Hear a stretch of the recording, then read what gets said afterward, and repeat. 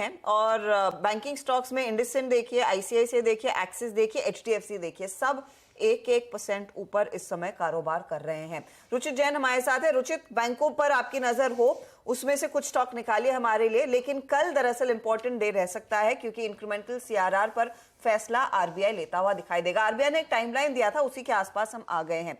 पिछली credit policy में ध्यान रहे कि आरबीआई ने बैंकों पर 10% इंक्रीमेंटल सीआरआर लगाया था, जिसका वो कल रिव्यू करने वाले हैं। अब क्या हो सकता है, इसे समझ लेते हैं हमारी वरिष्ठ सहयोगी लता वेंकटेश, जो बैंकिंग की हर नव से वाकिफ हैं।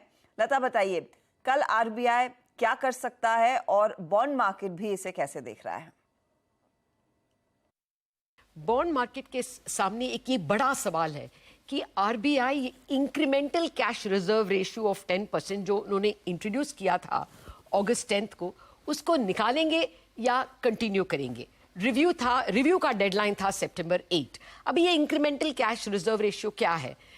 आरबीआई ने कहा कि ये 2000 रुपीस के नोट्स जो एक्स्ट्रा आए हैं उसके वजह से लिक्विडिटी बढ़ गया है और इन्फ्लेशन जब 7.44 है, हमें ये एक्स्ट्रा लिक्विडिटी नहीं रखना चाहिए, वो इन्फ्लेशन को बढ़ा देगी, इसलिए हमें ये किसी तरह निछोड़ना चाहिए। इसलिए उन्होंने कहा जो एक्स्ट्रा डिपॉजिट्स आए हैं मई 19 से जुलाई 28 तक, वो अमाउंट पे 10% के कैश रिजर्व रेशियो लगेगा। कैश रिजर्व रेशियो का मतलब है वो पैसा 10% आइडल रहेगा। हालांकि बैंक्स उसको डिपॉजिट लेने में कुछ 5-6% भरती है, उसको वो लेंड नहीं कर पाएंगे, उसको आइडल रखना है, तो वो ये बैंक के लिए एक तरफ से पनिशमेंट है। अब क्वेश्चन है सितंबर 8 के रिव्यू में वो निकालेंगे कि नहीं, इसको एंड करेंगे। और हमारा पोल ने बताया कि आरबीआई उसको शायद कम करेंगे, 10% के बजाय 5% करेंगे। ये 50% का वोट था। 20% लोगों का वोट था कि वो कंप्लीटली निकाल देंगे और कोई और इंस्ट्रूमेंट यूज करेंगे, जैसे वेरिएबल रेट रेपो या वेरिएबल रेट रिवर्स रेपो।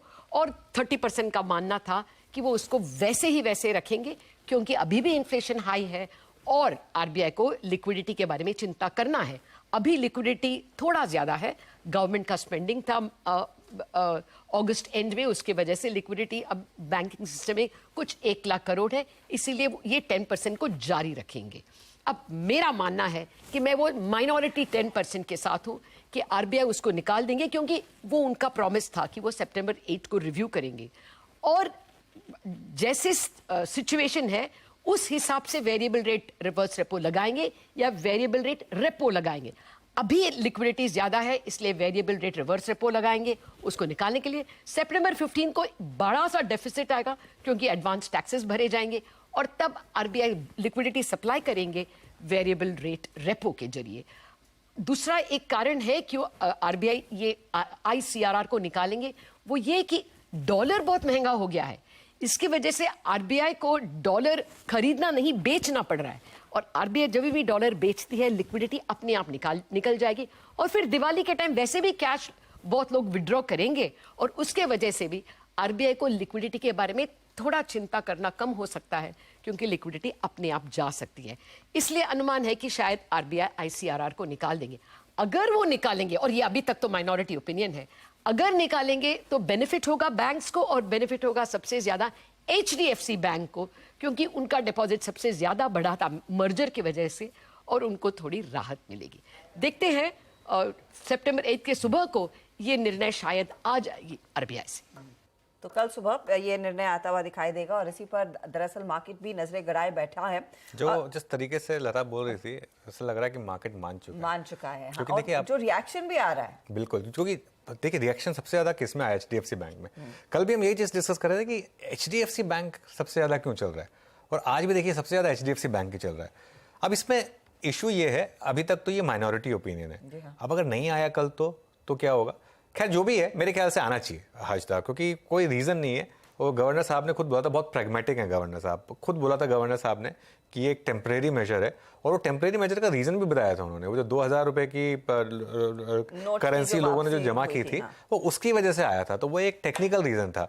उसकी वजह से कुछ हद तक बैंक निफ्टी ने आपको अंडर परफॉर्म भी करके दिखाया।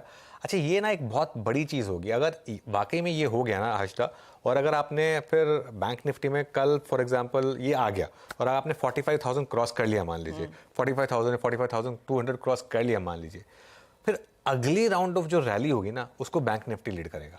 उसके बाद फिर अभी तक हमारा क्या व्यू रहा है इस पिछले 4-5 दिन में कि निफ्टी पर ट्रेड लीजिए, बैंक निफ्टी को अवॉइड करिए। अगर ये कल वाकई में ऑफिशियली हो गया कि ये रिमूव हो रहा है, उसके बाद देखना आप फिर बैंक निफ्टी वापस लीड करेगा। फिर मार्केट अगला ट्रिगर क्या डिस्कस करेगा, पार्लियामेंट में क्या आ रहा है, तो उसको लेकर मार्केट फिर पूरा का पूरा वापस डोमेस्टिक फेसिंग स्टॉक्स पर वापस आएगा। लेकिन जो भी है, कोई ना कोई रीजन मार्केट को मिलता रहेगा न्यू हाई बनाने के लिए। न्यू हाई लगना है, वो मार्केट आपको रीजन ढूंढ ही लेगा कहीं ना कहीं से। तो उसी तरफ इशारा होता हुआ रुचित हमारे साथ हैं। रुचित, बैंकों में आपका टॉप पिक क्या रहेगा इस समय, और निफ्टी बैंक में कोई खास स्ट्रैटेजी इस समय है तो वो भी बता दीजिए। यानी 44,700 44,800 ये काफी क्रूशियल लेवल्स थे बैंक निफ्टी के लिए, क्योंकि पिछले 15 दिनों में यही रेंज में कंसोलिडेट कर रहा है और ये हर्डल एक्ट कर रहा था।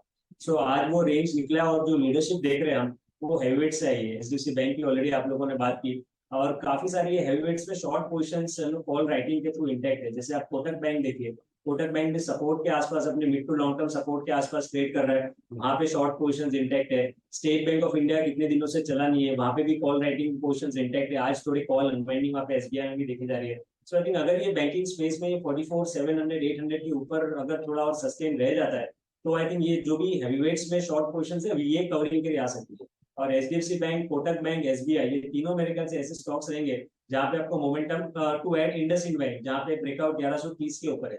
तो आई थिंक ये 4 ऐसे स्टॉक्स रहेंगे जहां पे बैंकिंग स्पेस में से काफी अच्छा मोमेंटम आप नियर टर्म में एक्सपेक्ट कर सकते हैं, जो बैंक निफ्टी को लीड भी करेंगे। तो करंट लेवल्स पे अगर ये चारों ही अच्छे हैं, बट अगर कोई ट्रेड सेटअप लेना है तो मैं इंडसइंड बैंक के साथ जाऊंगा, जहाँ पे एक अच्छा कंसोलिडेशन अपने हायर लेवल्स पे देखा गया है। सो करें यहाँ पे खरीदारी करें इंडसइंड बैंक में। नीचे जो पिछले 2 दिन के लो है 1396, उसके नीचे के स्टॉप लॉस रखिए और 1470 से 1480 के टारगेट्स इसमें एक्सपेक्ट करें।